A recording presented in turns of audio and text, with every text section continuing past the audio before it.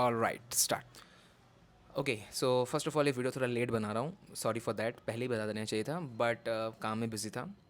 Alright, so recently आप लोगों ने सुना है टेक्निकलर एमपीसी ग्लोबली जो भी उनका सारा का सारा सामान था सब क्लोज हो गया है।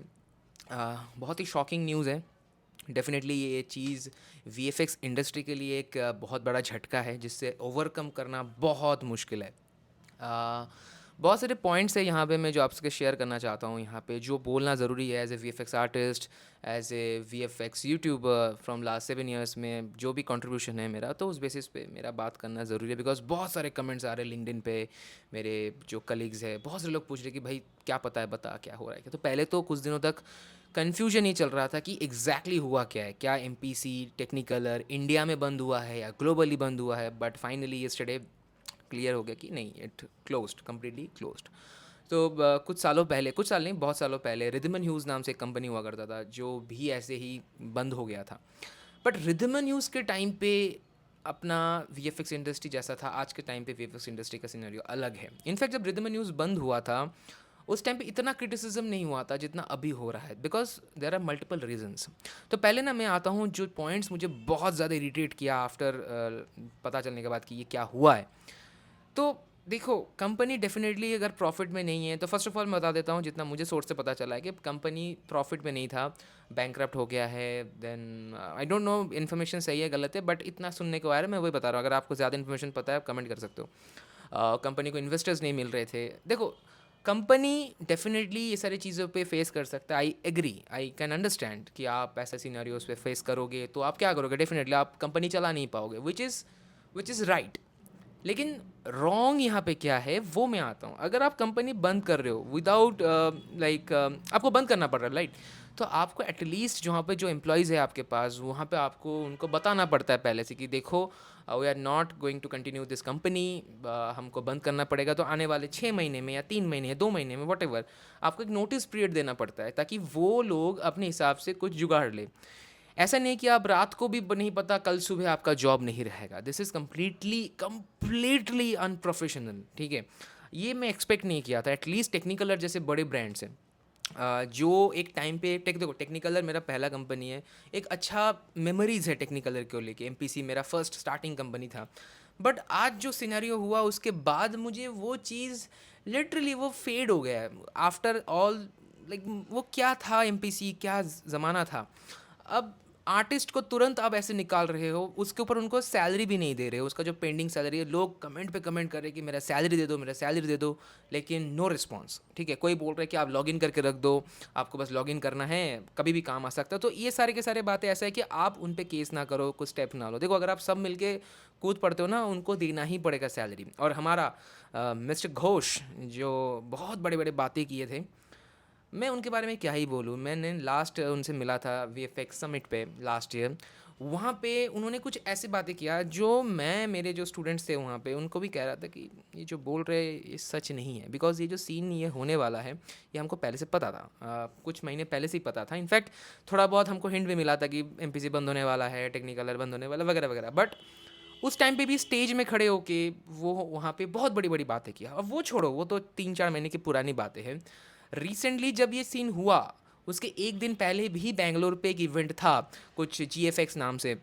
वहाँ पे भी उन्होंने एक रात पहले भी ऐसे बड़ी बड़ी बातें किया, वगैरह वगैरह वगैरह, जो भी है मुझे नहीं पता एग्जैक्टली। बट आफ्टर मतलब नेक्स्ट डे ऐसे सीन करना, दिस इज़ एब्सोल्युटली रॉन्ग। आप कंपनी बंद करने वालों, ऑब्वियसली आपको पता होगा 6 महीने पहले से, 3 महीने पहले से। तो आर्टिस्ट का क्या दोष है, एम्प्लॉयज़ का क्या दोष है? उसने तो मतलब एक्सटेंड करके, जैसा हम लोग करते हैं ना वीएफएक्स आर्टिस्ट, एक्सटेंड करके रातों रात जाग के शोज़ निकाले हैं। देखो, एमपीसी से बहुत सारे शोज़ निकले हैं, जंगल बुक हो गया, अभी recently Mufasa the lion king, बहुत बहुत बढ़िया बढ़िया मूवीज़ निकले। तो वो कौन बनाया? हाँ, उस टाइम पे तो एआई नहीं था ना, इंसानों ने ही बनाया ना। तो तुम जब तुम बैंकक्रप्ट हो गए तुम तुरंत बंद कर दिए। अब बैंकक्रप्ट तब एक दिन में नहीं होते, या फिर आप लॉस में एक दिन में नहीं रहते, तो आपको पहले से बताना पड़ता है, राइट।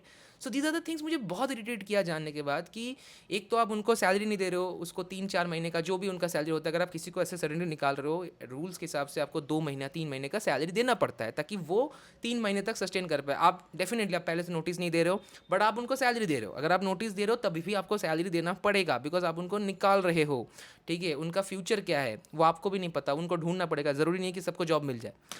तो ये मेन चीज़ था। दूसरी चीज़ जो है, बहुत सारे लोग मुझे ये क्वेश्चन पूछ रहे हैं कि क्या ये एआई की वजह से हुआ है? तो first of all this is not for the AI directly, indirectly yes, because writer strike हुआ था, उसके बाद ही ये सारी चीज़ें हुआ।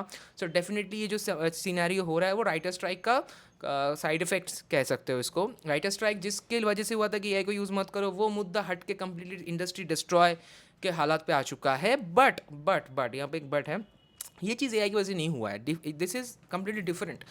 ऐसा है कि जितना मैंने रिसर्च किया, जितना मुझे बताया गया है, जितना मैंने जाना है, विच इज़ लाइक जो बड़े कंपनीज होते हैं ना, लाइक टेक्निकलर वगैरह, जो जिस जगह पे इंफ्रास्ट्रक्चर होता है उनका उनका एक कॉस्ट ऑफ लिविंग रहता है, ठीक है। अगर आप क्लाइंट हो, लाइक मैं क्लाइंट हूँ, आपको काम दे रहा हूँ। सो पहले ऐसा हुआ करता, सिक्योरिटी, डिज्नी का प्रोजेक्ट है भाई, सिक्योरिटी होगा, प्रोजेक्ट लीक्स ना हो जाए, तो इनके लिए बड़े प्रोडक्शन हाउस पे दिया जाता था कि भाई सेफ प्रोजेक्ट्स होगा और क्वालिटी अच्छा आएगा। बट वहाँ पे क्या होता है, एमपीसी के लाइफस्टाइल की अगर बात करूँ, वहाँ पे इतना सारा आपको फैसिलिटीज़ दिया जाता था कि आपको लगता ही नहीं था कि आप ऑफिस में आ रहे हो, आप मूवीज़ देखो, खाना खाओ, पार्टीज़ वगैरह होता रहता था। ये सब कहाँ से आता है, राइट? ये कंपनी बेयर करता है। कंपनी तभी बेयर कर पाएगा जब कंपनी प्रॉफिट में रहेगा। अब कंपनी लॉसेस में इसीलिए रह रहा है बिकॉज जैसे मैंने प्रीवियस वीडियोज़ में कहा था कि बहुत सारे छोटे छोटे कंपनीज ओपन हो चुका है, जो जिनके पास सेम आर्टिस्ट है और वो ही लोग सेम काम करके दे रहा है कम पैसों में। अब आप बोलोगे कैसे कम पैसों में करके दे रहा है? बिकॉज उनका इंफ्रास्ट्रक्चर का क्या पैसा लग नहीं लगता, ऐसे रूम पे 4-5 सिस्टम लगा के बैठ जाएंगे वो लोग। लेकिन वही चीज़ टेक्निकल और एमपीसी ऐसे बड़े बड़े कंपनीज़ के लिए एक प्रॉपर जगह होना पड़ेगा जहाँ पे इलेक्ट्रिसिटी बिल, रेंट वगैरह। तो सपोज़ मैं अगर एक क्लाइंट हूँ, अगर मैं आपको काम दे रहा हूँ, आप मुझसे 50 रुपये मांग रहे हो पर फ्रेम, बट वही सेम काम करके दे रहा है कोई छोटा कंपनी, लाइक 25 रुपीज़ पर फ्रेम, तो डेफिनेटली आप उनको दोगे जबकि आपको मिल रहा है सेम क्वालिटी काम। अभी सभी को पता है मार्केट में इतने सारे जॉबलेस आर्टिस्ट हैं, कोई ना कोई तो ले ही लेगा, आप नहीं तो कोई और ले लेगा।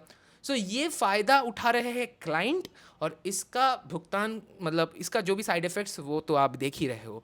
सो मेरा ये मानना है, अगर ये कंपनीज़ अपने आप को बचाना चाहते हैं तो एक एक सोल्यूशन मुझे जितना लगता है, as per my opinion, then work from is the best option. Work from home अगर आप दे देते हो तो इससे आपका जो वो कॉस्ट है वहाँ पे माइनस हो जाता है। और रही बात सिक्योरिटी का, देखो आप सभी को पता है फ्रीलांस वगैरह लोग करते, लोग गूगल ड्राइव में भेज देते, वी ट्रांसफर पे शॉर्ट्स भेज देते, ठीक है। सो सिक्योरिटी की तो बात करो ही मत, ठीक है। अगर सिक्योरिटी की बात होता तो छोटे कंपनीज के पास प्रोजेक्ट्स नहीं आता।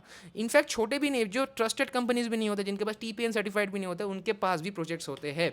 ये फैक्ट है। अगर मैं कुछ भी गलत बता रहा हूँ, शेयर करो, बिकॉज हो सकता है बातों बातों में कुछ मिसलीड हो सकता है, मिस इन्फॉर्मेशन निकल सकता है। तो अगर आपको कुछ ज़्यादा पता है वो भी कमेंट कर सकते हो। सो इससे क्या हो रहा है, तो वर्क फ्रॉम होम अगर शुरू होता है तो आप ज़्यादा से ज़्यादा काम उठा सकते हो। इनफैक्ट अभी फ्रीलांसर्स के पास ज़्यादा प्रोजेक्ट्स है कंपेयर टू द हमारे कंपनीज के पास छोड़ के। तो ये एक मेन प्रॉब्लम है, एआई की वजह से इम्पैक्ट हुआ है डेफिनेटली। ऐसा नहीं है कि मूवीज़ एआई से बन रहा है, आपको भी पता है जितनी भी बहुत सारे मूवीज़ रिलीज हो रहा है उसमें भी वीएफएक्स यूज़ हो रहा है, राइट। लेकिन क्या वो एआई से बन रहा है? नहीं, they are not made with AI. But ऐसा है कि वो सारे मूवीज़ के जो प्रोडक्शंस हैं वो आउटसोर्स हो जा रहा है। बहुत सारे कंपनीज, छोटे छोटे कंपनीज हैं जो उसको करके दे रहे हैं। ऑल्सो अभी ऐसा हो रहा है कि मेजोरिटी पार्ट 3D में हो जा रहा है। अगर आप नोटिस करोगे, शूट होता है देन पूरा सीजी रिप्लेस हो जाता है, एकदम फोटो रियलिस्टिक सा। तो वहाँ पे भी थोड़ा सा वीएफएक्स पे इम्पैक्ट हुआ है।